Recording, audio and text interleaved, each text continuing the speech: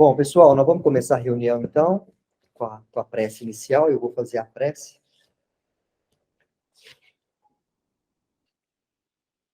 Então, vamos unir os nossos pensamentos no amor do Cristo, do nosso Mestre, e rogando a Ele, aos bons espíritos, que nos envolvam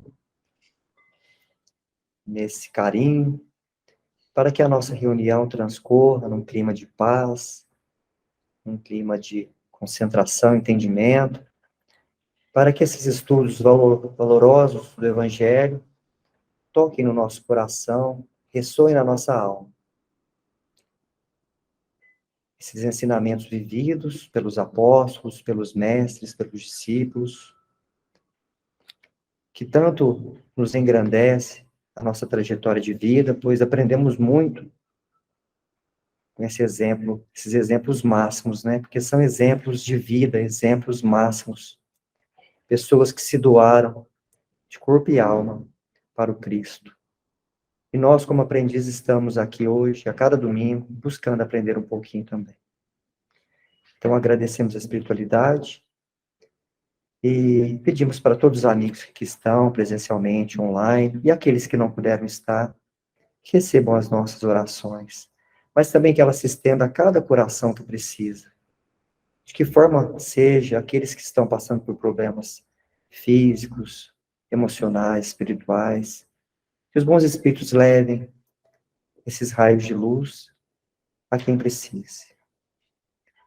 Diante dessa união de pensamento de amor, damos por iniciada a reunião do nosso estudo desse domingo, que assim seja. Isso aí, amigos. Então, nós vamos dar sequência no nosso estudo. Hoje nós vamos estudar o capítulo 10, do versículo 1 até o versículo 48.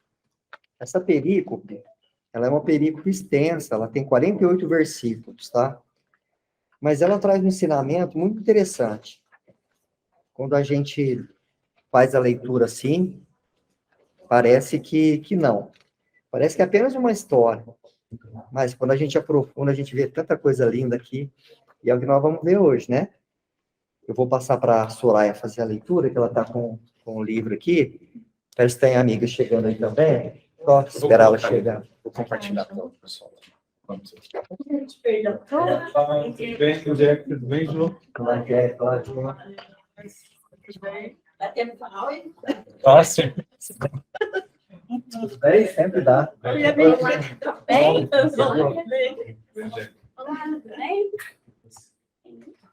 Oi, João. Esse dentezinho. Oi, querida. Bom,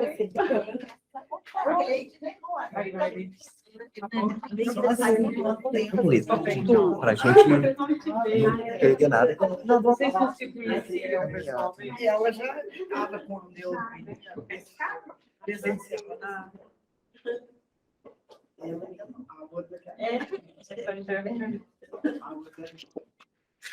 Vocês acompanharem aqui, ó.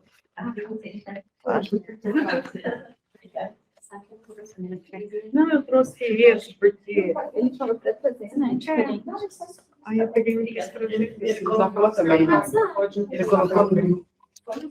Depois eu vou te perguntar se tem diferença. Aqui, ó. Se você baixando, é só você fazer com os dois dedos. Ah, ótimo.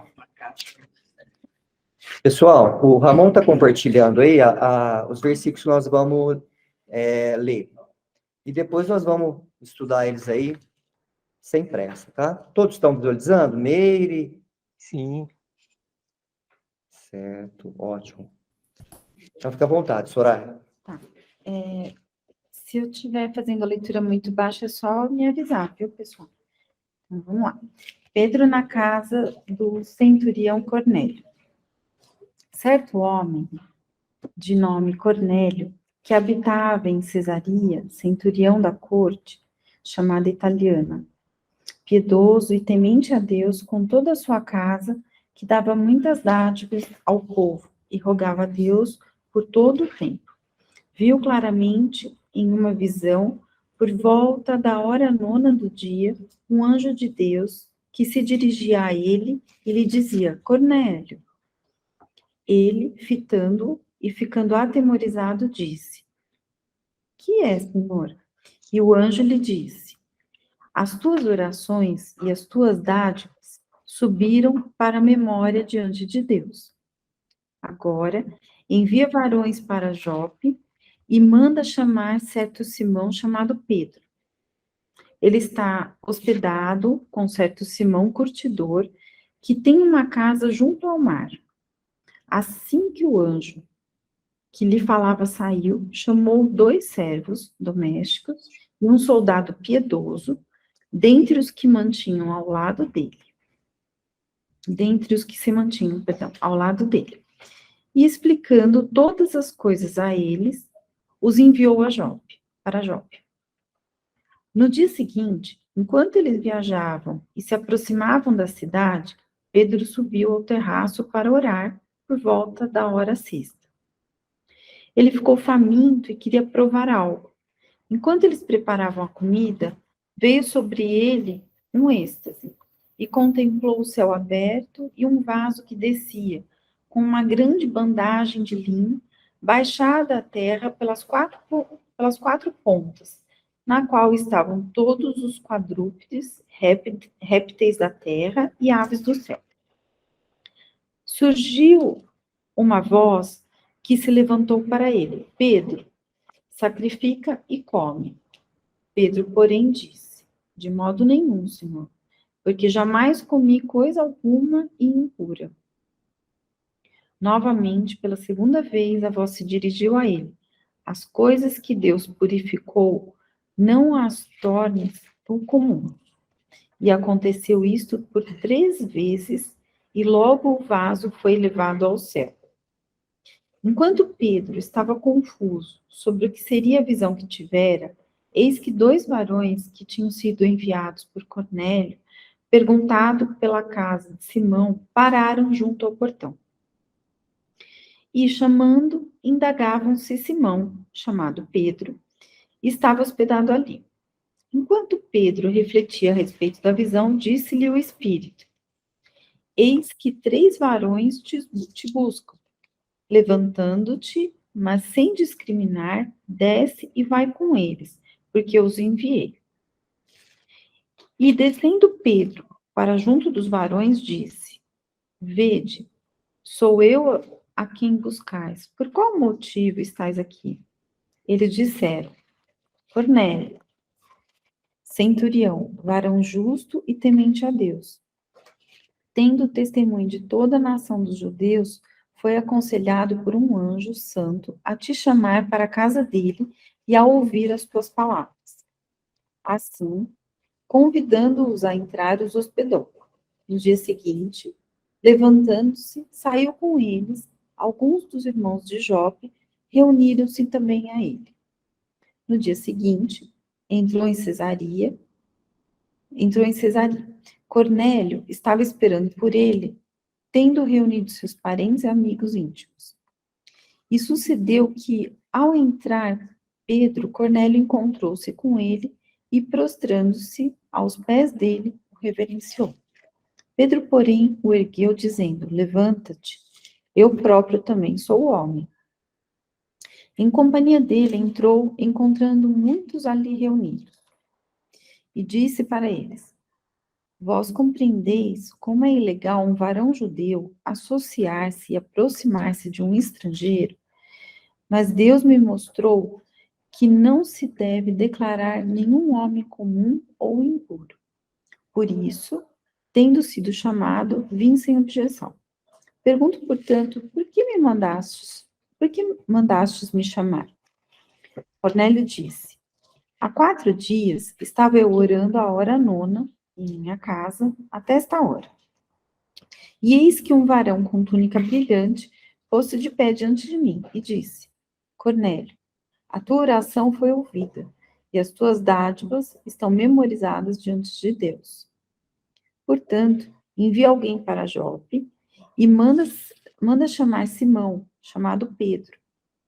Ele está hospedado na casa de Simão Curtidor, junto ao mar. Assim, imediatamente, enviei alguém a ti, e tu fizeste bem em ver. Agora, portanto, todos nós estamos presentes diante de Deus para ouvir todas as coisas ordenadas de ti pelo Senhor. Pedro, abrindo a boca, disse: na verdade, percebo que Deus não é parcial, mas em toda nação, aquele que o teme e pratica a justiça lhe é aceitável. A palavra que enviou aos filhos de Israel, evangelizando a paz, através de Jesus Cristo, este é o Senhor de todos, vós sabeis as coisas ocorridas por toda a Judéia, começando pela Galileia, depois do mergulho que João proclamou. Como Deus ungiu a Jesus de Nazaré com Espírito Santo e poder, o qual atravessou as regiões, fazendo o bem e curando todos os oprimidos pelo diabo, porque Deus estava com ele. E nós somos testemunhas de todas as coisas que ele fez, tanto na região dos judeus quanto em Jerusalém, a quem também eliminaram, pendurando-o no madeiro. A ele, Deus ergueu em 3 dias e concedeu que se tornasse visível, não a todo o povo, mas às testemunhas previamente escolhidas por Deus, nós que comemos e bebemos juntos com ele, depois de levantar-se ele dentre os mortos, e nos prescreveu proclamar ao povo e testemunhar que é ele quem foi definido por Deus, juiz de vivos e de mortos. Todos os profetas testemunham dele receber perdão dos pecados por meio do seu nome, todos os que creem nele. Ainda estava falando Pedro estas palavras, caiu o Espírito Santo sobre todos os que ouviam a palavra. E os crentes da circuncisão que vieram com Pedro extasiaram-se, porque foi derramado também sobre os gentios o dom do Espírito Santo, já que os ouviam falando em línguas e engrandecendo a Deus. Então respondeu Pedro: porventura, pode alguém recusar a água para não serem mergulhados estes que receberam o Espírito Santo, como nós também recebemos? E ordenou que eles fossem mergulhados em nome de Jesus Cristo. Então, rogaram-lhe permanecer alguns dias. Vamos compartilhar só? Vamos usar? Não. Aí não.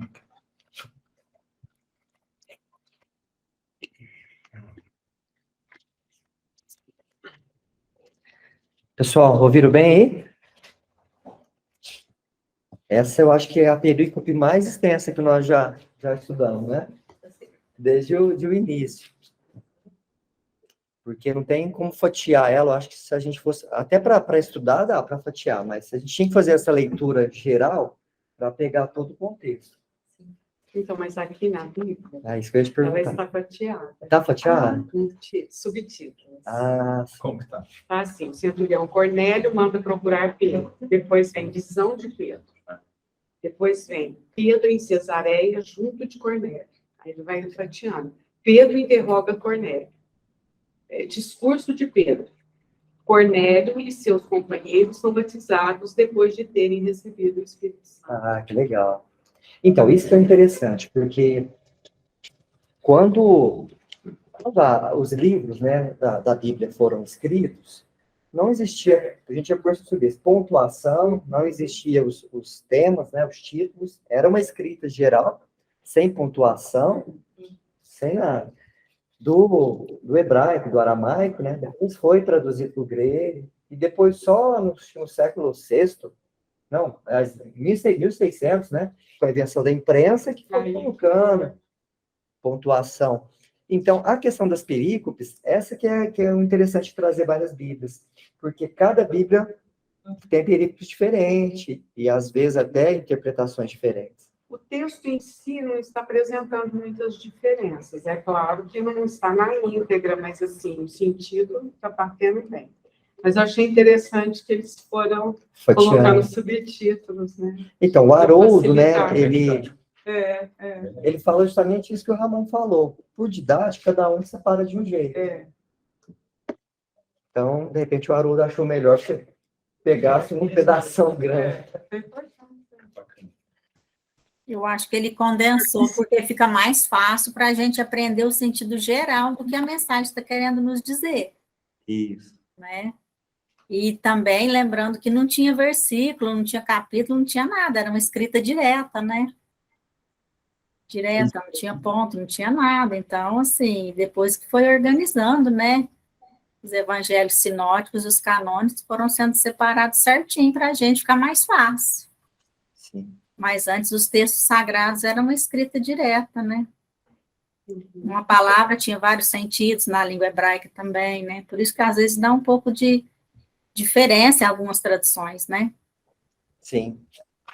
E é legal, até comentei, Meire, pessoal, quando estiver presencialmente, ou mesmo vocês estiverem em casa, de repente, quiser acompanhar por outra Bíblia, né, para a gente ver essas diferenças. Até é interessante a gente fazer esse levantamento, né? Mas na semana passada, nós mostramos que o Pedro, ele tinha ido para uma cidade que chamava Jope, né, que a Soraya leu, que ficava bem perto do mar, e passado por Lida. E depois a gente vê nessa outra passagem a menção da cidade de Cesareia, que fica também perto, é onde estava o centurião, né? Então, a gente pegando no mapa, acho que até o Ramon chegou a colocar, fica tudo bem pertinho, né, Ramon? Mais ou menos. Assim, mais ou menos, mas é mais ou menos no mesmo raio ali. Eu acho que a distância de Jope para Cesareia é praticamente a mesma de Jerusalém para Jope. Aí não fala quantos Aqui quilômetros, não né? fala, mas olhando no mapa. Não dá Aqui, para falar se é de Franca para cá. não sei Jope era onde tinha o porto mais importante da Palestina, é onde que Paulo, né, seguia essa estrada para encontrar Abigail, que ela morava pertinho do porto, né? E Cesareia foi uma cidade construída por Herodes, né?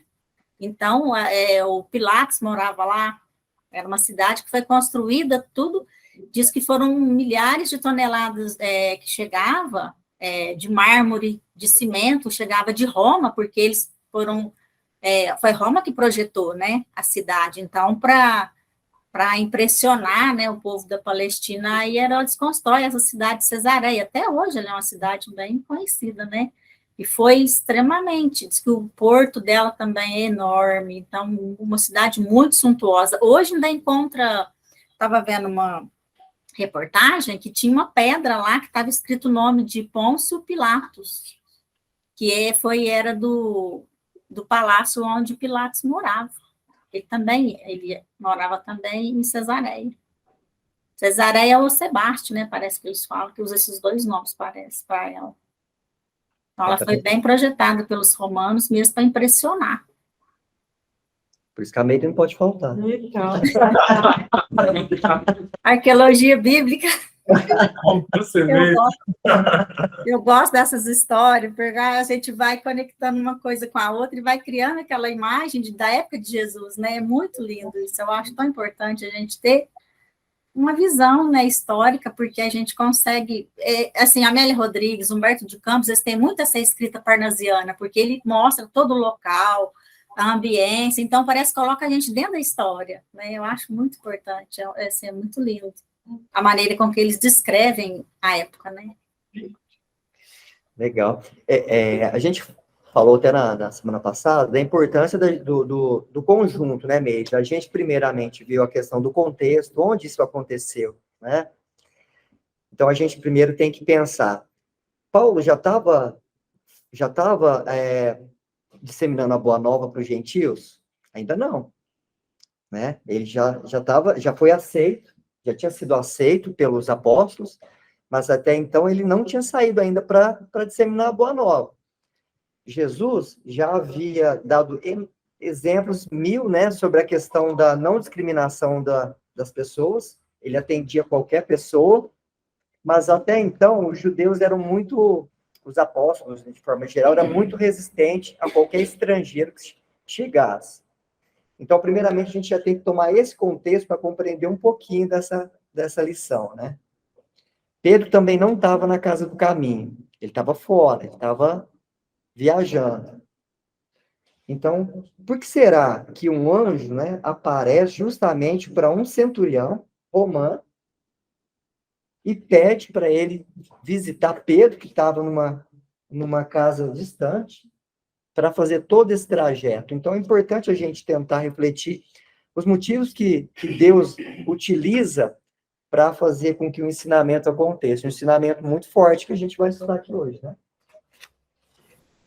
Eu acho assim que no caso do centurião, ele já tinha esse coração mais aberto para Boa Nova, né? Apesar de ser um homem extremamente importante para o Império Romano, que eram os dominadores, né? Porque o centurião, o nome já diz, ele comandava mais de 100 homens, né? Era um batalhão que ele comandava ali em Cesareia, porque o governador morava em Cesareia, que era Pilatos, né? O rei morava lá, que era Herodes, né? Ele era representante do Império Romano ali, naquela região, né? Então, a gente imagina que deveria ser muitos soldados para resguardá-los, porque a gente sabe que a Palestina, na época da dominação romana, vivia cheia de insurreição. Eles não gostavam dos impostos que eram cobrados, né, os judeus. Então, sempre estava tendo insurreição. Sempre eles estavam se levantando contra o Império Romano, principalmente nas questões religiosas, porque eles queriam, né, colocar os deuses pagãos deles lá dentro e tirar o Deus único do povo judeu. Então, nisso eles eram muito firmes, né? Então, tinha que ter uma guarda montada constantemente para que não acontecesse essas insurreições, né, que era algo comum. Então, em meio de desse contexto, tinha esse centurião, que ele era romano, mas ele já tinha aquele sentimento mais purificado, né? Que fala. Então, por que parece esse anjo para Pedro? Para que Pedro também amolecesse o coração, que a mensagem de Jesus não era só para um povo, era para todos os povos, né? Inclusive para os dominadores, né? Jesus veio para todos, né? Verdade. Gente, parece que a Miri viveu lá. Eu tô aqui. Amiga, a próxima vez que você for faltar, você avisa que a gente adia a reunião. Gente, eu tô A gente é isso. Imagina. Então, mas esse é o primeiro questionamento que eu gostaria de ver com vocês. Um centurião, aqui fala, né, Ramon? O centurião era um líder do exército, como se fosse um sargento ou um tenente. Ele era responsável por mais ou menos 600 homens. A Miriam falou, o centurião é 100. Por isso Sério? fala centurião. É verdade. Mas ele faz parte de uma cohort. Aí a cohort é 600. É isso mesmo, isso mesmo. Tá. Isso mesmo. Mas aí você vê, isso dá um contexto interessante, porque ele tinha uma posição de comando, mas ele não era o principal. Então, ao mesmo tempo que ele ser bondoso e comandar 100 soldados, a gente imagina qual que era o desafio. Porque vamos tentar fazer uma ponte com o que a gente conhece da estrutura militar hoje. Não é todo aquele pessoal sério, carrancudo, bravo, austero, né? Então, você imagina, ele conjugou a bondade dele com isso. Mas, ao mesmo tempo, ele tinha chefes que estavam de olho nele. Talvez até o próprio Pilatos, governantes. E ele conseguiu ser essa pessoa bondosa nesse meio, com essas provocações. Também isso é para mostrar que a amizade, ela não depende de nível social, né? Ela pode surgir em qualquer pessoa. Exatamente. E a gente vê que ela estava presente nele, né, Tony? Porque ele viu o anjo, ele conversou com o anjo e tal. Teve as visões, né? Então, mas se acontecesse com um de nós aqui, porque o que eu vi de mais importante nesse centurião, porque o Antônio frisou bem, a mediunidade, ela é neutra. Né? A pessoa, de repente, ele é um médium. Nesse caso aqui, falava que ele era temente, que ele era uma pessoa boa, Ramon, né? Falou bem. Mas pode ser que a mediunidade possa ser para uma pessoa que não tem essas qualidades todas. Mas e a atitude? A atitude de fazer o que esse anjo está designando, né? A gente percebe que é uma característica muito forte dentro dos evangelhos. A pessoa cumprir as determinações do alto com uma vontade muito grande. E às vezes acontece com a gente, às vezes Porque nós pensamos que às vezes são coisas grandiosas, e pode ser coisas pequenas, e a gente muitas vezes não vai atrás, né? Pelo menos eu. O que vocês falam sobre isso? É assim, cara, esse assunto me faz ponte com a minha vida do mundo dos negócios, né? Porque se você é bondoso no mundo dos negócios, as pessoas te olham com preconceito. Ou elas olham para você como se você está com interesse, por isso que você está... Qual é o interesse que você tem de fazer isso daí? Isso é uma coisa. E se você tem um status de poder e é bondoso, você não é bem visto, porque é um ambiente hostil. As pessoas estão acostumadas a vencer pela perspicácia, pela capacidade de não ser ludibriado, pela astúcia. E pior ainda no meio político. Pior ainda, mas os ambientes corporativos são muito políticos também. E aí você pega ele desse meio aí. É como a gente aqui. Imagina se você fosse um gerente de uma empresa, aí você tem lá o seu patrão, você tem talvez o diretor, tem os subordinados, e aí você tem que ser cristão nesse meio aí. Mais ou menos, isso, talvez o dele fosse bem pior, né? Porque naquela época... E é interessante aí, toda essa ponte aí que o Lucas mostra, porque ele não era judeu, né? Então você pega assim, como é que você conseguiria ter esse nível de bondade acreditando em vários deuses? Se acreditar, por exemplo, em Júpiter, como é que é o nome dos deuses lá? Saturno, né? E aí você pega e se torna uma pessoa valorosa, de moral elevada, caridosa, com essas crenças. Interessante. Então, e essa ponte que você falou tem uma ligação, porque a gente falou semana passada. Pedro estava em Jope e em Lida ele fez não, né? Por intermédio da ação divina, aconteceu 2 milagres. Com certeza isso deu uma repercussão violenta. Esse centurião, que já era uma pessoa que exercitava o bem, independente da sua posição e da sua religião, ele ficou sabendo disso. É verdade. Né? Tem razão. Ele ficou sabendo disso. Com certeza ele ficou tocado. E ele ficou propício à espiritualidade ter um trabalhador. Porque é nesse momento que a espiritualidade atua. Precisava chamar o Pedro para vir e derrubar algumas barreiras que tinham que ser derrubadas. O título aqui, qual que é esse título, por favor? Pedro na casa do centurião. Agora que é assim, o centurião Cornélio manda procurar Pedro. É porque ele manda os dois servos. Exatamente. Tem um momento que ele faz isso, né? E eu não sei se ele falou aqui, fala que ele era uma pessoa que dava bens aos pobres, né? Mas ele chama Ele tinha servos qualidades. domésticos, né? Então, eram pessoais dele, não eram... Isso. O termo servos aí tem essa conotação. Então, que era muito pessoal. Eram pessoas da confiança. Ele era temente a Deus. Esses dois que foram. Ele não mandou ninguém do Não era simples escravo. destacamento. Ele fala que ele orava a Deus assiduamente. Importante isso que a A Marlene... Deus, não fala? Fala dos deuses. Mas nessa Mas, época assim, o Império Romano era assim, né? É. Era monoteísta. Né? Era politeísta, tanto que há 2000 anos o e o Flávio Severus eles acreditavam em vários deuses. Né? Possivelmente ele tinha uma percepção diferente. Né, Fabiano? Deduz-se que ele já estava em outra percepção. Né?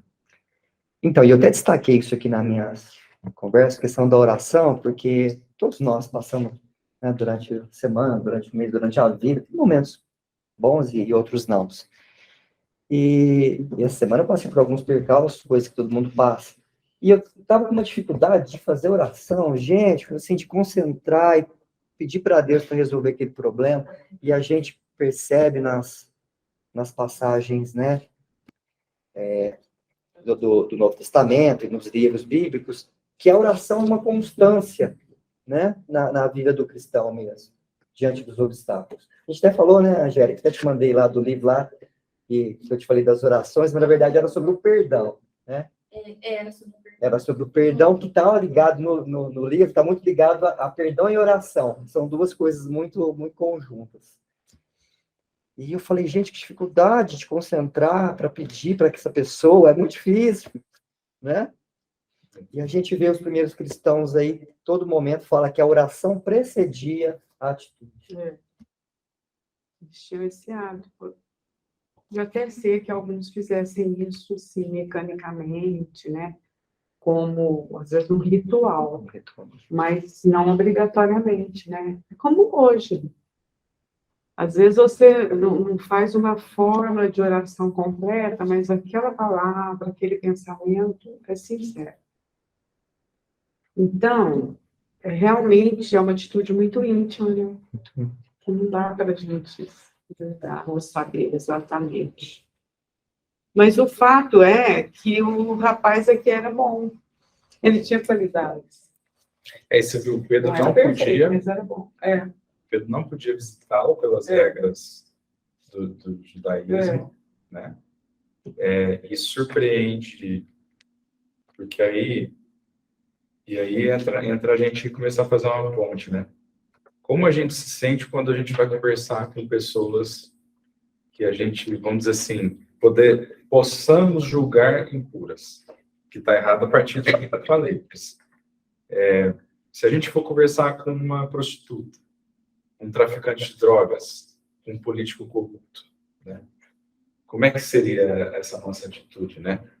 Uma pessoa viciada em drogas, né? E aí Jesus não discriminou ninguém, né? E o Pedro, ele se viu ali naquela situação, né? Assim, pela crença dele, são pessoas impuras. E todo aquele simbolismo do quadrúpede, do vaso, atado naquele tecido, né? É para mostrar para ele que era... E falar para ele que tinha que consumir o animal, né? É para falar para ele, não, você tem que ir lá. Se você não for, você vai prejudicar o processo de aprendizado do irmão. Que traz uma reflexão boa para a gente. Ligado a isso, né? Só dar pessoal, Fabiano, Iris, quando vocês quiserem fazer algum comentário, tá? Só abrir Tranquilo. o microfone, fiquem à vontade. Beleza, tá ótimo. Tô aqui só absorvendo tudo, todo esse aprendizado, toda essa lição de vocês. Essa questão da mediunidade também é muito forte, né? Nessa perícope que a gente está estudando hoje. Ramon mesmo disse essa questão. Pedro vai até fala aí, que é terraço, e com fome, de repente, o que acontece? Ele tem a visão de um vaso descendo do céu, com, né, animais, né? Quadrúpedes, animais rastejantes, répteis, aves, é isso que fala. E falando para ele comer. E aquilo lá para eles era impuro. Né? Então, que contradição? Existe algum fenômeno divino pedindo para ele fazer algo que não é normal, entre a cultura deles? O que quer dizer, né? Por que essa mensagem? O que é lei humana e o que é lei natural, né? A lei divina, que foi até um certo ponto benéfico para aquele povo que estava vindo de outras tradições, que depois se estabelece, e que agora mais não precisa mais dessas acessórios. Você tem que cair por terra. Jesus já havia dado exemplo lá do sábado, de comer com a mão, e mesmo assim eles persistiam ainda em alguns rituais, em algumas coisas que eles achavam que eram certo, né? Você vê, por que desse evento, né? Será, o meio me ajuda a lembrar, todo mundo, né? Será que foi por causa dessa experiência que o Pedro teve a ideia do Paulo começar a pregar para os gentios, hein? Eu não lembro. Eu não lembro se foi esse estupim. Eu acho que faz sentido. Se não está escrito lá, com certeza tem ligação, né? A Meire, eu falei Meire. Tem no Paulo Estevam, Meire, alguma coisa? Travou aqui, eu não ouvi. Eu estava perguntando se você lembra o que foi, porque foi o Pedro que falou para o Paulo pregar para os gentios, não foi? Eu não lembro o que foi que provocou isso. No momento agora também eu não estou lembrado dessa página, não. Dessa parte, não. Porque eu sei que, assim, que ele teve que parar um pouco, né? Paulo começou a pregar, mas ele estava bem suficiente a pregação dele, até que Barnabé toma o lugar dele, né? Mas isso já foi na igreja de Antioquia que aconteceu, né? Aí foi quando ele ficou lá por 3 anos, ele ficou só mexendo no tear e conversando com os gentios que passavam, que chegavam ali. E nisso chega Lucas, né, o apóstolo Lucas, onde eles começam a conversar, e a acolhida de Paulo foi tão grande a ele, que aí ele se encantou pelo cristianismo, né? Mas eu não me lembro, eu penso assim, que a missão de Paulo já era essa mesmo, de levar os gentios, mas teve alguém que falou para ele que ele precisava esperar, mas acho que foi Pedro mesmo. Mas eu estou pensando uma coisa aqui, Meire e Ramon, que vocês levantou isso aqui. O que o Cristo diz para o Paulo na estrada de Damasco, né? Para ele, aliás, diz para Ananias, desculpa. Ananias, que ele era o vaso escolhido. Vaso escolhido. E a visão de Cristo, né? Para levar a missão a todos os gentios. A palavra do evangelho é a todos os agentes, né? Todos os gentios. Então, com certeza, estava assim, afunilando, né? A necessidade de tornar totalmente universal a Boa Nova, né? Então, com certeza, quando aconteceu isso, o Pedro já deve ter, Paulo, né? Sabe o que aconteceu? Eu tive uma visão do vaso, aquele que a Ana te falou, nós temos que colocar em prática. Bom, eu imagino, né? Não sei se foi assim. Mas imagina, porque é muita coincidência, né? Todo esse mesmo assunto, né, aparecendo assim, não é por acaso. A questão é que o povo judeu, eles eram muito focados assim, no simbolismo, né? Porque tudo começa no Êxodo, né? A questão do simbolismo do povo judeu. Então, tudo que eles viam tinha um significado espiritual. Eu penso que esses animais, esses répteis, eu que estou pensando, eu não li lugar ainda não, mas eu penso que isso simbolizava todas as dificuldades, todas as impurezas, toda a dificuldade que as pessoas tinham naquele ambiente. E a dureza do coração de muita gente, né? Que ainda não tinha conhecido a palavra de Jesus, né? A missão da Boa Nova. Então, eu penso assim, que isso veio para demonstrar a todos eles que a palavra de Deus tem que ser para todos, principalmente para os que precisam, para aqueles que têm um coração impuro, né? Os necessitados. Então, eu penso que esses animais, esses répteis, devem ter alguma simbologia dentro da cultura judaica, né? Entre os hebreus, para que tenha esse significado, né? Porque eles conseguem entender, eles usam o simbolismo, mas captam a mensagem espiritual que está ali com a maior profundidade. Né? Eu não sei quem eu ouvi dizendo assim, que nós não conseguimos abarcar toda a grandeza espiritual que tem nos símbolos da cultura judaica. Né? Porque é muito simbolismo, mas tudo tem muito significado. E nós, aqui da cultura ocidental, não conseguimos abarcar isso ainda, o que significa tudo isso. Nós pegamos fragmentos e tenta decifrar, né? Como se fosse um código divino para eles, né? E para nós também. Mas, assim, lembrando dessa questão do centurião em si, que me chamou a atenção, vou aproveitar e vou comentar, senão eu esqueço. Ele, por viver na corte italiana, por comandar soldados, para viver no meio das rebeliões, ele achava difícil a sua salvação. Porque ele, como ele estava ali na Palestina há algum tempo, ele já tinha absorvido alguma coisa da cultura do Deus único ali, no meio daquele povo. Então, fala assim que ele, até um comentário aqui do Caibar, ele fala assim, que ele achava difícil a sua salvação, e por isso ele porfiava na oração e nas boas obras para ganhar a vida eterna. Olha para você ver, que interessante. E foi na maneira certa, porque fora da caridade não há salvação. Então ele orava, pedia a Deus, né? E ao mesmo tempo ele fazia o bem, e estava no caminho certo. Tanto que Pedro chega até ele se torna um instrumento também de divulgação da Boa Nova, né? É muito interessante isso. Tanto que ele ajoelha, né, aos pés de Pedro, aí o Pedro fala, não, eu também sou homem, né? Nós estamos igual para igual. Qualidade ou defeito que nós dois temos. Porque é o que você falou, o importante não é ele ser romano e um ser cristão, é a atitude. É a atitude. Porque o mais importante, o que ele moveu ali? A vontade, né? A alavanca mais poderosa que o espírito tem, a vontade, né? Quando ela é bem dirigida.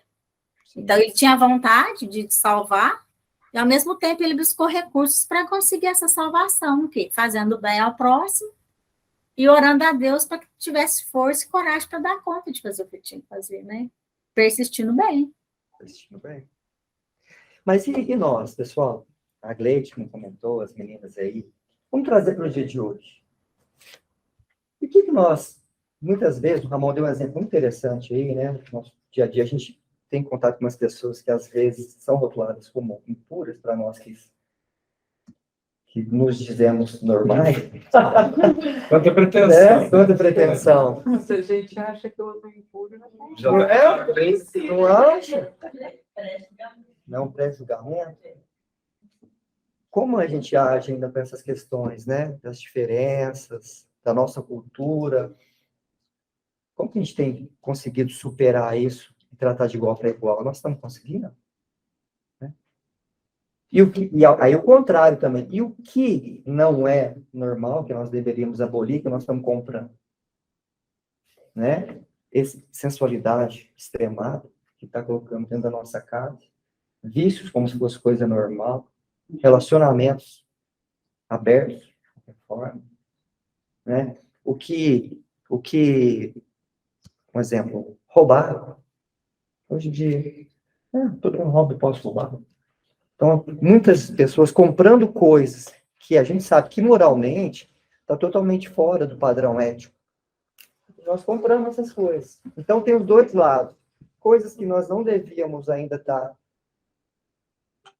compartilhando, e a gente ainda traz aquela cultura antiga. E, por outro lado, coisa que nós não devíamos estar trazendo para dentro de casa, que nós estamos trazendo. O que vocês acham disso? Como vocês lidam com isso no dia a dia de vocês? Pedro não sentiu um pouco de dificuldade. E nós, né? Eu acho que isso é tão difícil como era naquela época, imagina, porque a gente ainda faz, né? Como é difícil a gente mudar, né? Como é difícil avançar, porque por mais que nós tenhamos acesso ao estudo, ao esclarecimento, ainda assim, para a gente, na hora da prática, a gente escorrega, né? Como isso leva muito tempo, né? A gente vai melhorando, mas muito lentamente, porque exige uma reflexão, uma introspecção muito grande. E eu acho que a gente ainda foge dessa introspecção, né? Dessa autoanálise. A gente faz, mas meio que assim, faz dali a pouco já, tipo, não preciso mais, já fiz muito, né? Não é o nosso cotidiano, né? A gente se perde, né? No dia a dia.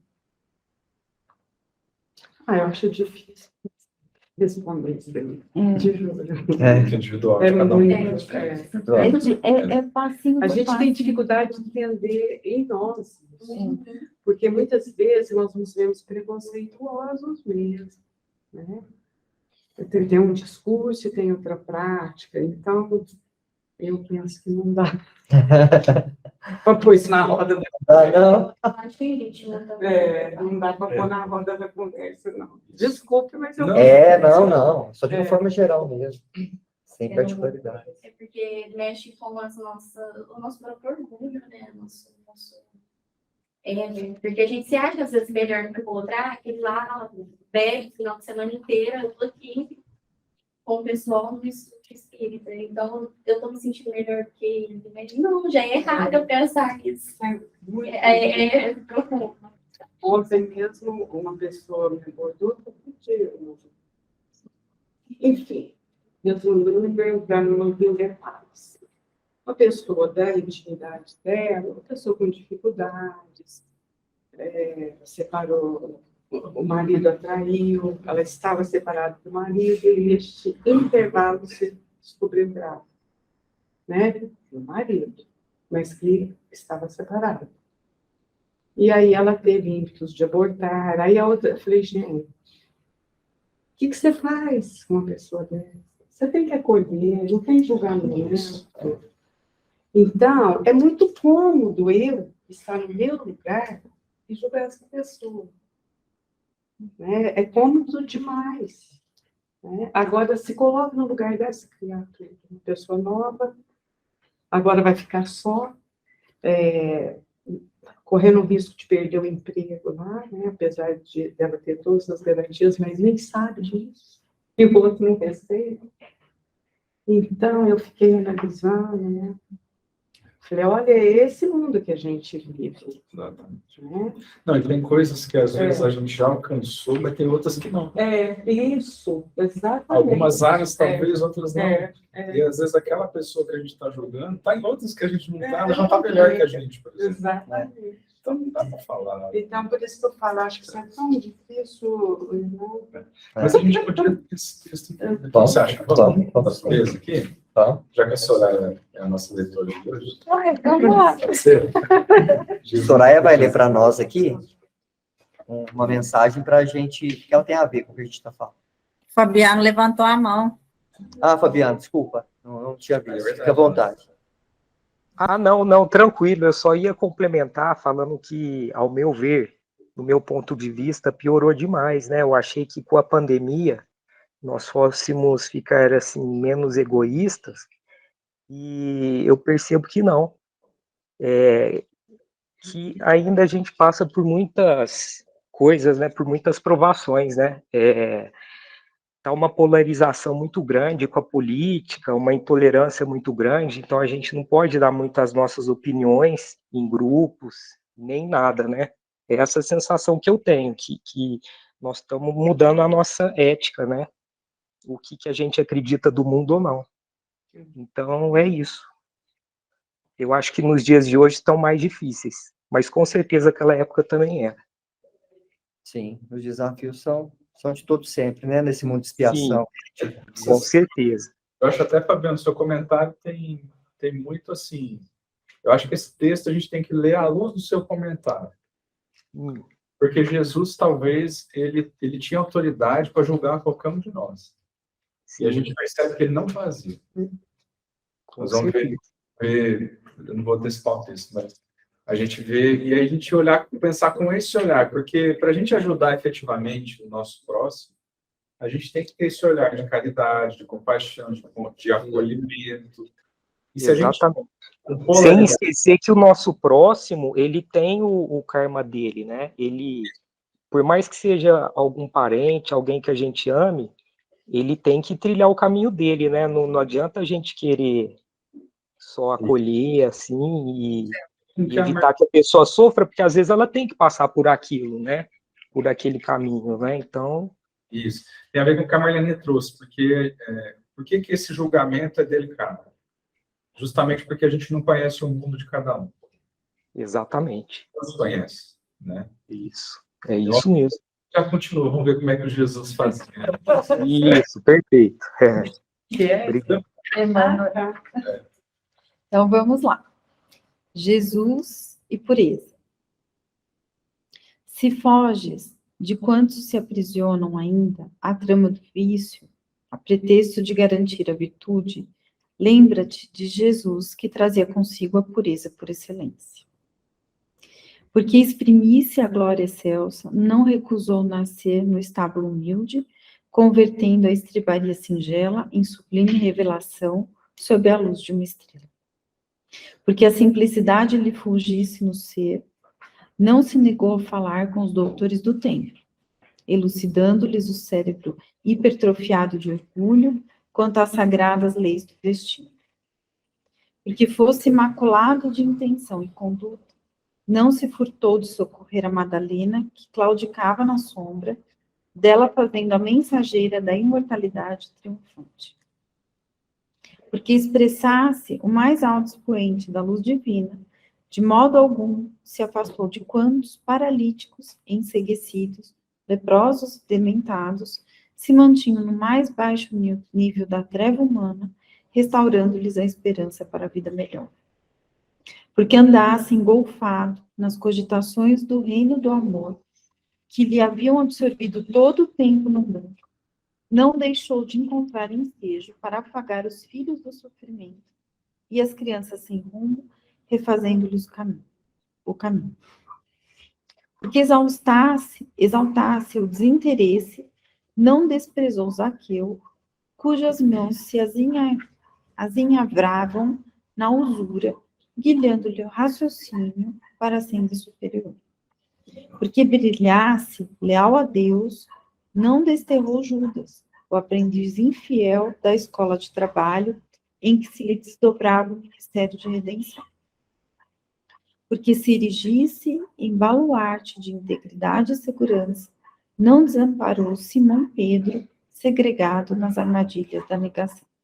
E, por fim, porque se mostrasse erguido à vitória da suprema ressurreição, não se encastela nos domínios celestiais, mas volta, depois do túmulo, ao convívio dos desertores e dos ingratos, dos criminosos e dos verdugos, que lhe haviam içado o coração no madeiro afrontoso da morte, prometendo-lhes amorosa assistência até o fim dos séculos. Não confundas assim pureza com solidão, nem virtude com desserviço. Estende os braços para auxiliar e convive com todos aqueles que jornadeiam no teu caminho, ofertando-lhes o melhor, porque o bem verdadeiro não consiste em te ocultar do mal, mas sim em fazer do mal a lição para o bem. Tapa na cara. Tô até engasgada. Você sabe o que é assim, ó, por exemplo, a polarização que o Fabiano comentou, estou chamando assim, Fabiano, se você achar que não é o melhor termo, me ajuda aí. Opa, não, com certeza. Porque Isso. a gente vê a pessoa com vícios que a gente entende que não é o ideal, qual que é a nossa postura? Pega a metralhadora e rejeita aquela pessoa. Isso. É o tal do cancelamento que nós estamos vivendo, né? Que hoje em dia é muito fácil cancelar o próximo, né? Qualquer coisinha, a gente cancela o outro. Isso, exatamente. Então, eu cancelo quem ouve as músicas que eu não concordo, certo? Isso, perfeito. A gente vai passar a frequentar os ambientes negativos, que a gente vai usar as drogas, que a gente vai ouvir as músicas, não é isso. Mas o termo de você cancelar, acho que eu gostei mais. É eu não cancelar, a pessoa dentro de mim. Sim, exatamente. Isso. Bom, deletar ela de dentro, porque assim, às vezes, o meu olhar de compreensão, uma oração que eu possa fazer, pode ter um efeito muito grande. Isso se for um encontro apenas, mas se pessoas você convive, né? Pessoas você convive bastante no dia a dia. Se você consegue aceitar, não, esse é o caminho que essa pessoa está elegendo, né? É a trajetória dela. É assim que ela entende, que ela consegue entender. Isso. A partir daí, o meu convívio eleva, o meu exemplo ecoa, eu estou oferecendo amizade, estou oferecendo companheirismo. É diferente, né? De aqui dentro ficar, né? Aquela postura, certo? Às vezes não fala nada, mas por dentro é uma rejeição interna, né? E aí eu acho que essa é a grande reflexão para nós, né? Eu, assim, por exemplo, eu tenho vivido isso muitos temas na minha vida, mas, por exemplo, eu não gosto de Big Brother Brasil. Eu não assisto, nem sei quem está lá, mas eu sei que está passando. Eu sei que está passando. Beleza. Encarnado aqui, você sabe, né? Porque sempre tem alguém falando. É isso mesmo, é isso mesmo. Você não é... Isso. Mas sabe o que é coisa interessante? Tem algumas pessoas que têm vários pontos que eu admiro que assistem Big Brother. Mas isso é em todos os setores. Aí, a hora que eu escuto isso, eu falo assim, caraca, né? Porque antes, qual que era a minha postura? Ah, se você assiste Big Brother, então você está deletado, né? Você está cancelado aqui no meu coração, porque não está conjugando com os valores que eu acredito, né? Então, assim, para tentar exemplificar o nosso momento atual social, o nosso desafio dessa pureza, né? Imagina para o Pedro, que ele é um gentil, general romano. Eu vou lá na casa dele, isso é doido. E para ele também, né? Para ele também. Para o Cornélio. Vai lá na casa dele. Vai fazer o Tô contrário. achando que foi mais difícil para ele. receber aquele povo do caminho. É verdade. Lá na casa dele. Tem que voltou, né? Do curtidor, né?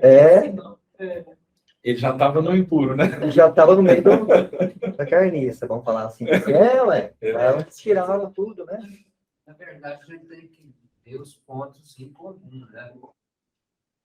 Se quiser ter uma boa relação, tem que pegar os pontos de afinidade, senão Então, você não Isso convive. é nossa convivência, não tem também como lidar com as coisas que você não aceita para si, você convive com outro que é assim, diferente. Ah, eu não sei, gente, é difícil, é um julgamento isso. Mas a gente tem uma opção também. Eu estava fazendo essa reflexão, porque olha o que fala aqui no finalzinho, ó. Aqui, né? Ó, estende os braços para auxiliar e convive com todos aqueles que jornadeiam em teu caminho. Isso aqui é para evoluir, tá falando para mim. Ofertando-lhe o melhor, porque o bem verdadeiro não consiste em te ocultar do mal, mas sim em fazer do mal a lição para o bem. Isso é legal. Então, às vezes, a gente pensa, ó, não posso ir naquele lugar lá, porque lá já não dá para mim. Mas e se você for lá e fazer a diferença naquele lugar? O Chico, o pai dele, levou ele com 18 anos para o prostíbulo para ele ter a primeira vez dele. Era normal no passado os pais fazerem isso com os filhos. E chegou lá, começou a conversar com a dona do prostíbulo e falou para a dona, ó, tá aqui o menino. Aí ela chamou lá as meninas e falou, ó, tá aqui ele, né? Aí eles começaram a conversar lá, de repente, houve um silêncio e uma prece.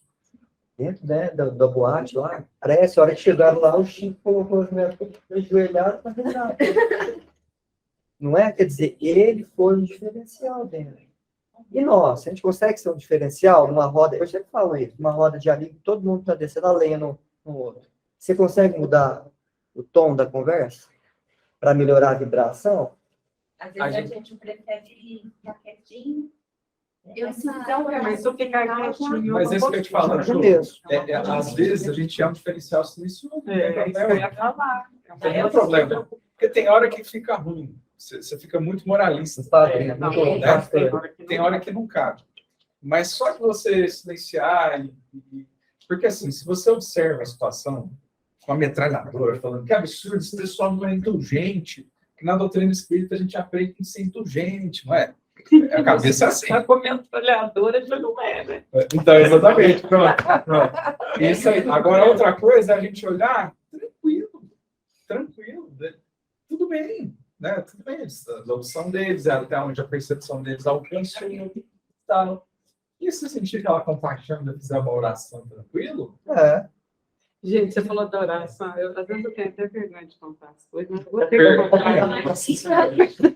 Conta aí, Maria. Aí é sobre esse assunto que nós estamos falando. Aí eu vi uma pessoa que foi meu aluno, e eu já adulto, e eu gosto, tenho respeito por essa pessoa, e sei de inúmeras qualidades, mas postava umas coisas com as quais eu não concordava. Mas eu não respondo, eu fico na minha. Aí comecei a orar por ele. E é uma pessoa que eu não encontro, a não ser nas redes sociais. Comecei a orar, pedindo intercessão. Não foi nada, não. Tem uma feirinha aqui perto de casa. Eu fui chegando nessa feirinha, no pleno segunda. Quem que eu vejo? O moço. Nunca passa aqui, não mora por aqui. Aqui não entrou lá. A hora que eu olhei, eu fiz aquela festa para ele, sincera. Não foi fingida, é uma pessoa que eu gosto mesmo. Ele também fez uma festa para mim. E não teve conversa, né? Que não deveria ter.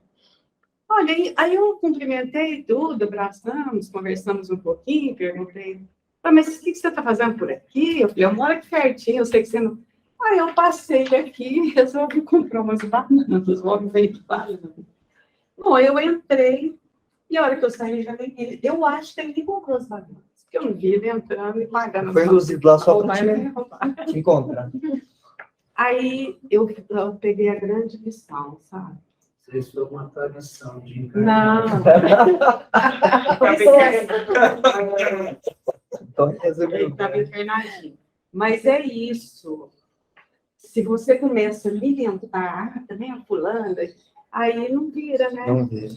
E a energia guiada, né? Exatamente. Eu Você fiquei fez- boa de ver esse dia. É. Eu falei, não, aí eles estão dando muito na cara que o oração tá ali mesmo. Tem E que você funcionar. pensou nele com aquela bondade, né, generosidade, chegou até lá. E eu orava muito pela avó dele, que é desencarnada. E é uma pessoa que tem um papel muito Ai. importante aqui. Quando eu vi aquilo, tá bom, isso aí, Mas, mamãe, e aí quando- vocês estão dando muito na cara. Vocês falam assim, gente, ó, por exemplo, a Marleninha, vou puxar a sardinha um pouco, mas ela merece, né? Assim, a gente sabe do coração da Marlene, da intercessão dela, o poder que tem, por ela ser. Não, a sua Mas- engraçada também. Não, fica tranquilo. Você está falando das Não. qualidades, só. Fica né? tranquilo. Mas eu estou dizendo assim, qualquer um de nós pode fazer isso e vai ver o que a Marleninha viu. É impressionante, não é? Não, esse dia eu fiquei impressionada. Impressionante. Essa história de oração. Não vai faltar experiência desse tipo. Funciona. Não vai faltar. Quer dizer, ele mudou o pensamento dele? Não, nem eu mudei. Mas o fato de nós nos encontrarmos e realmente estabelecer laços afetos, eu gosto dele, ele gosta de mim, isso é ponto pacífico. Aí acalmou o meu coração, Ai, porque não foi o dele, entendeu? Porque eu não postava nada, ele nem sabe o que eu penso, né? Quem estava encarregado era eu. Era eu que estava, né, com ele. Aí, a hora que nós nos encontramos, é a mesma pessoa que eu gosto. Não quero saber do que ele pensa, o que ele é, né? é.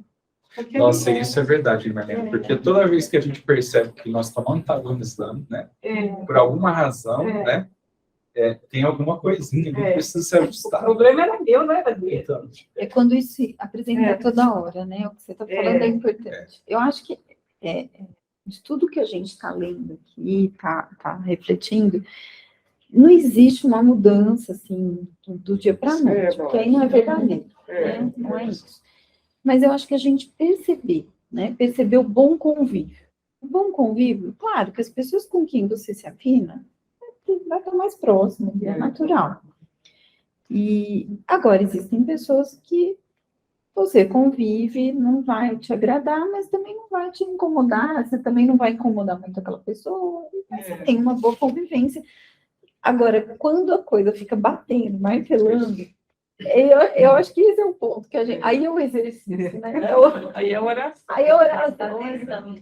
E aí é a gente perceber, eu acho que todo mundo tem alguém que, né, que fica, não se não tem tiver jeito. ninguém me fala que eu te empresto. Não é.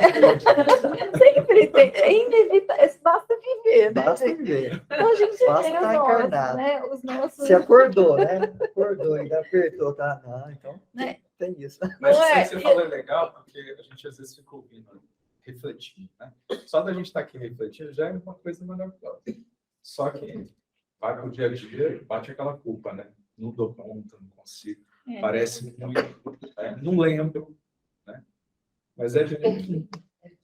A gente tem que ter coragem para um pouquinho. Conta pouco. E não é solene igual parece. Tipo, você não, eu vou esperar aquele momento solene, eu vou ter aquela inspiração no meu coração. Vai brotar aquela bondade. Nada, você vai no meio da raiva mesmo. Você vai ali, tô com raiva, percebi. E aí fala, tá bom, deixa eu parar aqui mesmo. Nem vou parar, eu vou pegando a fruta aqui, eu vou rezando aqui mesmo. E Gente, é assim. isso da oração é muito. Eu acho que quando esse antagonismo, eu gostei muito desse termo, do antagonismo, quando ele se estabelece, eu vivi uma situação de antagonismo assim com uma pessoa, e eu tinha que conviver, ele em São Paulo, eu aqui, mas a gente trabalha para a mesma empresa. E nós tínhamos ideias muito diferentes. E era uma coisa assim que começou a me fazer sofrer, assim, porque geravam discussões, eram enfrentamentos mesmo. E, de repente, a gente viveu uma situação, ele usa aparelho auditivo nos 2 ouvidos. E a gente viveu uma situação de uma reunião em que o salão estava muito barulhento. E eu, naquela hora, e a gente teve um confronto nessa situação, assim, de discussão. E aí eu saí muito triste de lá. Eu vim embora para Franca, assim, arrasada. E aí eu me propus a fazer uma análise da situação. Eu falei, eu preciso mudar, eu não posso continuar desse jeito, eu tenho que mudar em relação a isso. E a primeira coisa que eu fiz foi de repente me veio, assim, eu fiz uma oração e a primeira coisa que me veio para analisar é que o próprio contexto que a gente estava deixando ele alterado. Por conta do barulho. Era um salão, um saguão enorme de reuniões, e aquilo estava deixando ele muito nervoso. E aí eu pedi muito a Deus, fiz muitas orações pedindo a Deus uma oportunidade para que a gente pudesse rever, para que eu começasse a enxergar a deficiência dele e tentar ter momentos com ele de diálogo diferente. Gente, teve uma situação que ele veio à Franca e eu comecei a pedir assim, pedir para o meu anjo da guarda, então, por favor, me ajuda, eu não quero cruzar com ele. Eu queria fugir, eu queria sumir, eu não queria encontrar com ele. Gente, aconteceu o exato contrário. Isso é um homem. Eu falei, Deus me atendeu. Verdade. A gente entendeu como você precisava, né? Como você queria, né? E ali, eu estava tão decidida a mudar aquilo, que eu não sei o que me veio, gente. Veio uma coragem, assim, e eu, de repente, saí, ele chegou no meu setor, eu me levantei e fui abraçar ele. Eu falei, eu vou romper com isso hoje. Daquele dia em diante, ele assustou, mas ele abraçou. E eu falei que ele era muito bem-vindo, que eu estava feliz, ele tá ali e tal. Ali foi um ponto, assim, de mudança, e foi uma atitude que eu tive que tomar, e mesmo assim, com medo de ser rejeitada, porque ele poderia estar chateado num nível de não querer conversar. E aí nós tivemos uma outra situação mais para frente, durante a pandemia, que as reuniões tinham que ser online. E aí eu tive outro segundo momento de coragem. Eu liguei para ele, chamei ele para uma videoconferência e falei, eu quero conversar com você, te propor um recomeço. Vamos recomeçar? Que legal! Eu falei assim, eu te respeito, eu acho que a gente tem que ter um ponto em comum de amor, aquilo que a gente faz. A gente tem que encontrar esse caminho juntos. Vamos fazer isso juntos? Gente, hoje ele é um grande amigo. Aí. Então, mas é difícil, né? Porque, assim, aquilo, gente, era uma catarse dentro de mim. Eu tinha muita raiva, às vezes, aquilo ficava remoendo, mas é a coragem de mudar. Então, eu não acho que existem muitas pessoas que fazem esse antagonismo. Mas a gente precisa identificar, eu acho que os antagonismos que são exercício para a gente. Como a Marlene identificou, cada um vai identificar o seu, porque existem situações que a gente não vão afetar tanto a gente, né? Do cotidiano. Mas sempre tem um que vai tocar a gente. Tem. E do jeito que a gente merece, né? Não adianta a gente pede. A gente pede, bem ao contrário. Hoje eu não ouvi o Íris. Ô, Íris. Será que o Fabiano está com a mão levantada? Não sei se o Fabiano está com a mão levantada. Não. Eu não consegui tirar a mãozinha. É a mãozinha daquela hora. Não sei como é que faz para tirar ela. Ela de novo. Isso mesmo. É só apertar de novo. Tá ótimo. Obrigado. Íris, quer falar alguma coisa? Não, tá muito bom ouvir vocês aí. Tá ótimo. Sérgio Meire. Enquanto vocês estavam comentando aí é do Emmanuel, essa página? Sim. Linda, né? Eu fico pensando, se Jesus fosse julgar, né, tudo que nós fizemos com ele, aquela época que ele veio na Terra, em cima, naquela cruz, né, e ele perdoou. Imagina se ele fosse nos julgar e condenar a nossa atitude, estaria a humanidade inteira cancelada, né? Não é verdade? Então, assim, é esse olhar de amor mesmo que a gente tem que ter, que a gente sabe que a gente está muito longe do Cristo, mas ele é o nosso modelo, né? Então, ter realmente esse olhar que ele teve para Maria Madalena, que ele teve para Zaqueu, eu acho isso que a gente tem que trazer para a nossa vida, né? Mesmo aqueles ainda que não comungam com os nossos ideais, mas a gente tem que fazer igual a Soraya fez mesmo, né? Dar o primeiro passo e ter a firme vontade que a gente pode mudar essa situação. Não é fácil, a gente sabe que existe muita coisa dentro da gente ainda que precisa ser modificada, mas acho que quando a gente quer, a gente consegue. É igual o centurião, que ele queria ganhar a salvação, e ele se moveu para isso, né? Nós também podemos fazer isso, então, é o que eu penso, né, dessa lição de hoje. Legal. Gleide? Eu achei esse trecho que eu me esclarecer. Sucedeu que, ao entrar Pedro, Cornélio encontrou-se com ele, prostando-se aos pés dele, o reverenciou. E Pedro, porém, o ergueu, dizendo: levanta-te, eu próprio também sou homem. E, em companhia dele, entrou, encontrando muitos ali reunidos. E disse para eles: vós compreendeis como é ilegal um varão judeu associar-se e aproximar-se de um estrangeiro. Mas Deus me mostrou que não se deve declarar nenhum homem comum ou impuro. Esse trecho mostrou toda a problemática do Evangelho no sentido do preconceito. E eu acredito que, não sei se vai responder a pergunta, a indagação do Fabiano, mas Isso. eu quero falar aqui sobre certa pesquisa que o Tony já me falou. Emmanuel fala em individualismo ajustado. Quando eu li isso, Emmanuel, o que é individualismo ajustado? Se nós desenvolvermos esse individualismo ajustado, não teremos mais polarização. Por quê?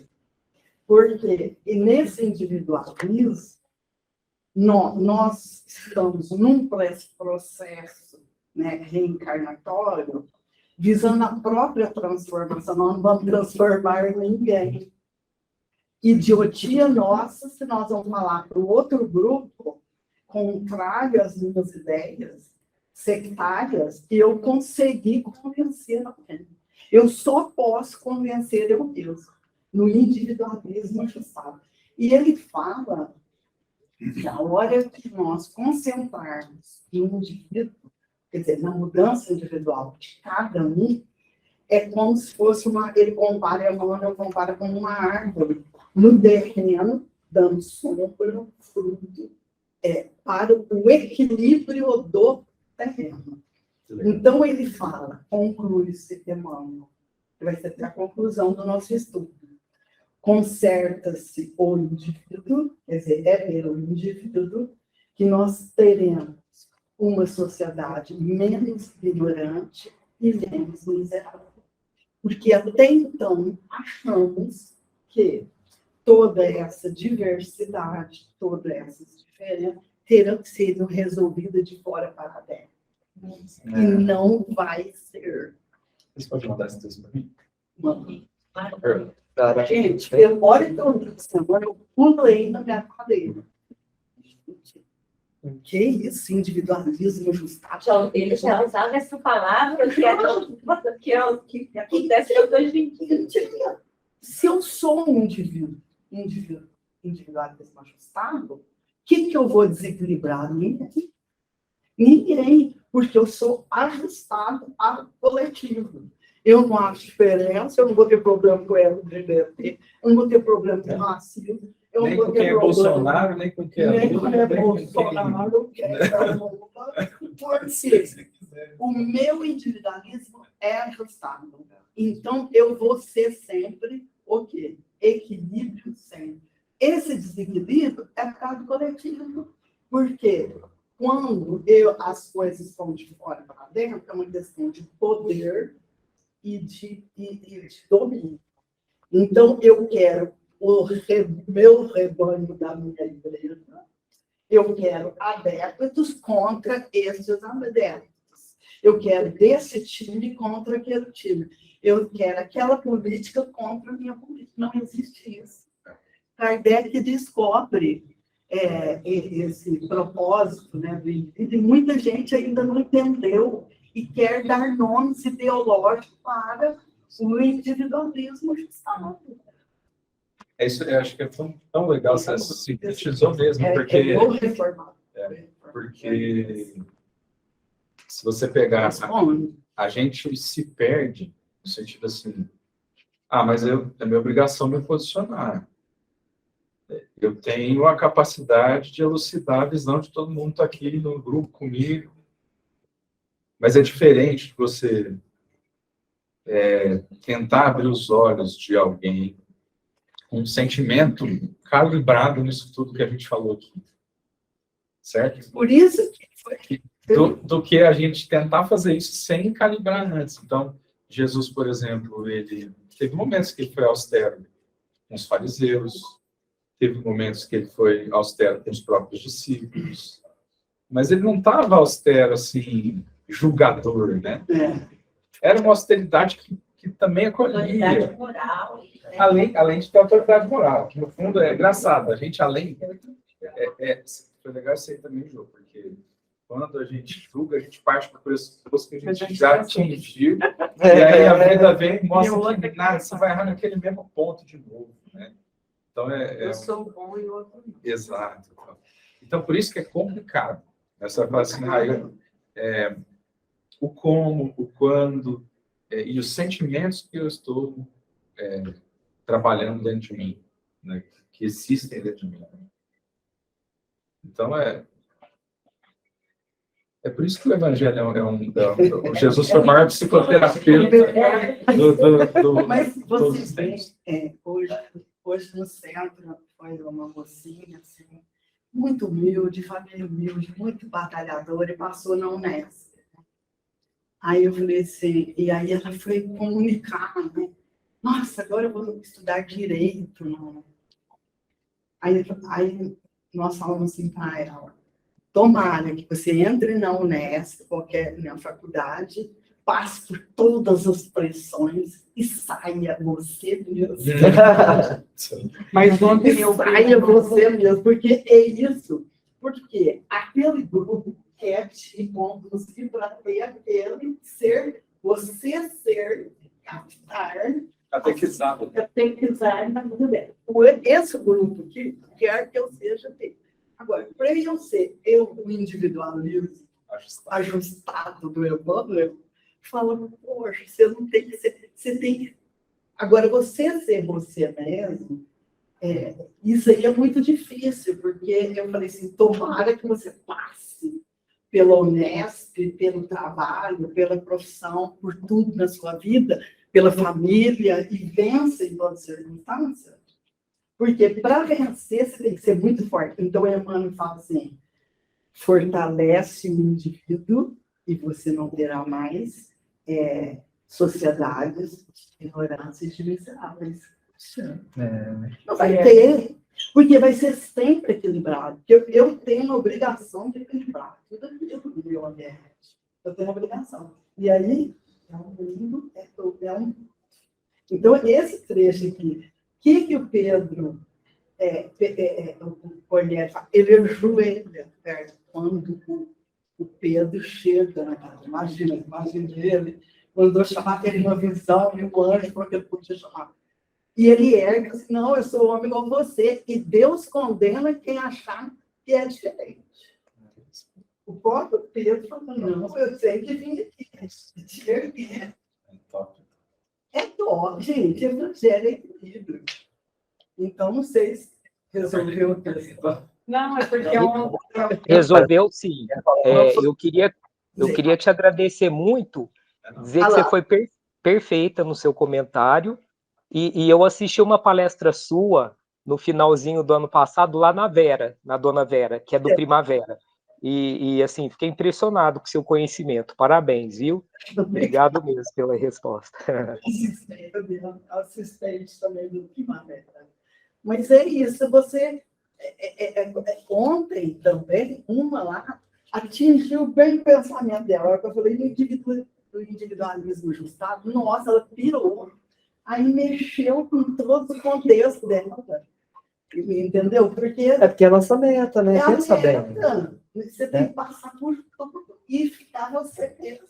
Porque você ficar equilibrado no meio de uma coletividade que, na maioria das vezes, está desequilibrada, gente, isso aí é o ideal.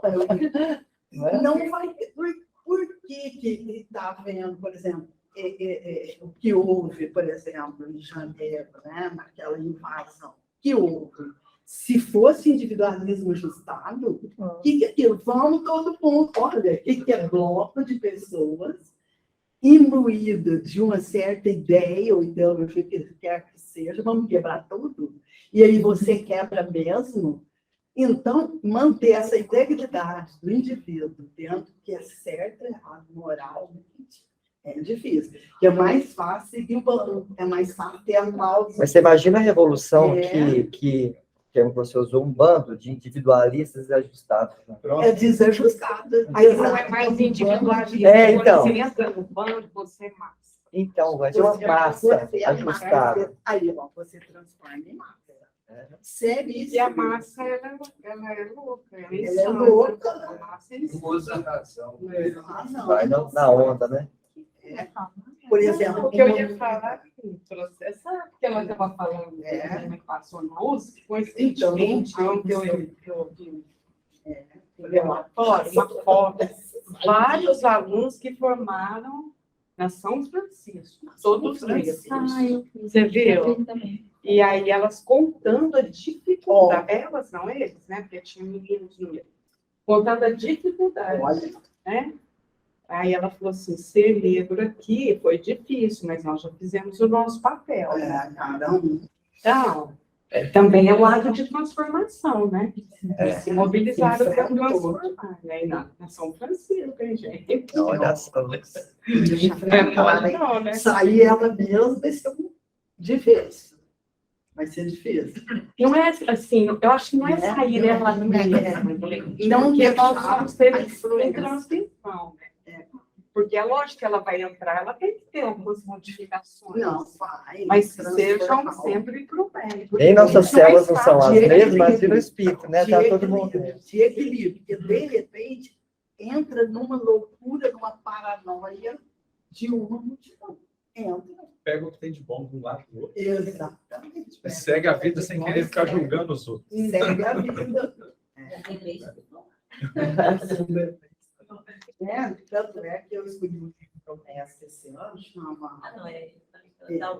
Na Unesp, tem um simpósio, né, que eu atuo lá, nós vamos estudar Mapa da Maturidade. 2 psicólogos, Francisco Scorsin e um outro nome que eu não estou psicólogo. Interessantíssimo, porque mostra que maturidade não está relacionada com a idade. Você viu o Victor aqui semana passada? Cada criança aí pronta. E tem uma criança maturidade no auge. Então, Semana passada o Victor veio aqui, nosso amigo, né? Jovem maravilhoso, exemplo, né? Novinho. O pessoal às vezes acredita que já passou meia hora. Nossa, aquele relógio está biruta, precisa trazer uma cria para viu, Tamir? Pôr pilha naquele relógio ali. Que é bom, né? Ter um relógio que funciona. Não atrasado. E nós não vamos parar, né? Não vamos encerrar esse versículo hoje, não, pessoal. Eu queria que a gente abordasse essa semana aqui. Ainda não, Viu, Ramon? Eu acho que a gente pode falar bastante sobre a questão da acepção das pessoas, que Pedro veio falar aí. Depois ele fala que Jesus Cristo é o Senhor de todos, nós precisamos trabalhar bem isso. Também tem a questão das 2 mediunidades que acontecem, essa questão da mediunidade que aconteceu. Depois ele trabalha bem a questão do Espírito Santo em 2 vertentes, que é muito interessante a gente falar um pouquinho também.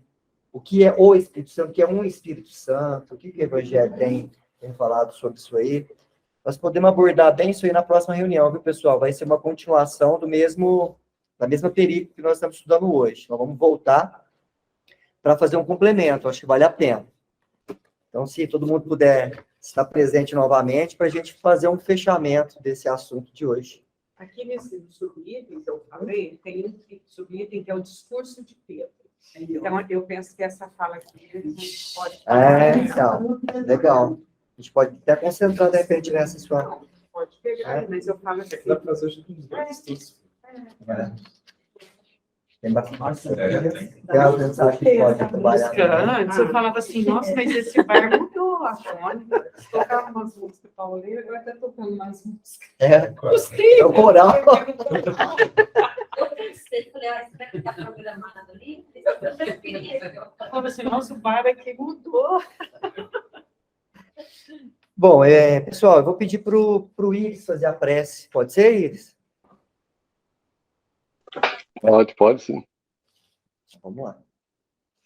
Então, vamos, nesse instante, agradecer a Deus, os amigos da espiritualidade que estão aqui nos ajudando, nos dando essa oportunidade de aprendermos um pouco mais. Agradecer aos conhecimentos que a gente está adquirindo e pedir aos amigos da espiritualidade que nos ajude na próxima reunião, estarmos aqui com a mesma alegria, com a mesma boa vontade e que a gente possa sair daqui não só elevando os conhecimentos, mas também sentindo a vontade e conseguindo colocar um pouco em prática daquilo que nós aprendemos. E a prática também é muito importante. Vamos agradecer mais uma vez, pedir aos amigos da espiritualidade que nos ajude a ter uma semana em paz. Pai nosso que estais nos céus, santificado seja o vosso nome, venha a nós o vosso reino, seja feita a vossa vontade, assim na terra como nos céus. O pão nosso de cada dia nos dai hoje, perdoai nossas dívidas, assim como perdoamos nossos devedores, e não nos deixeis cair em tentações, e livra-nos de todos os males, que assim seja.